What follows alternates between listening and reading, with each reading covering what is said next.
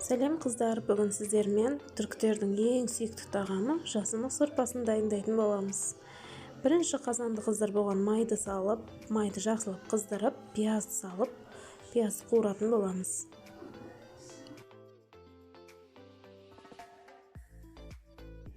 Пиязды жақсылап қуырып, томат пастасын салып, тағы да жақсылап қуыратын боламыз.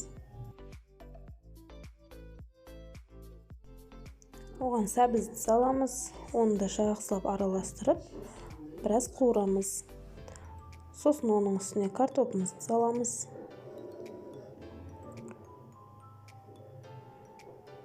Картопты да салып, оны да араластырып, біраз қуырамыз.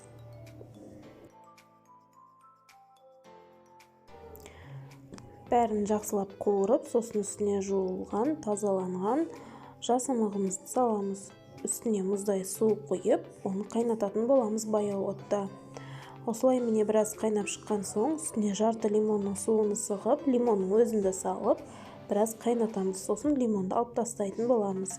Ішіндегі барлық заттары пісіп шыққанша жақсылап қайнатамыз. Ол осылай қоюлана түседі біздің сорпамыз.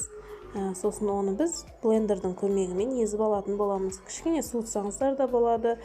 Болмаса сол ыстық күйінде де осылай араластырсаңыздар болады. Бізде осындай сорпа дайын болады.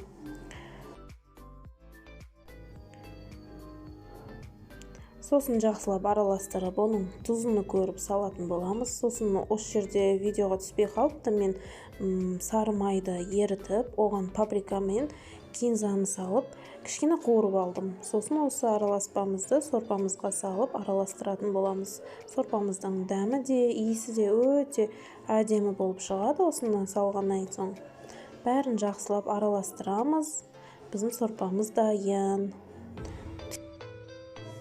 Видео ұнаған болса, лайк басып, комментарий қалдырып, каналға тіркеліп кетуді ұмытпаңыздар.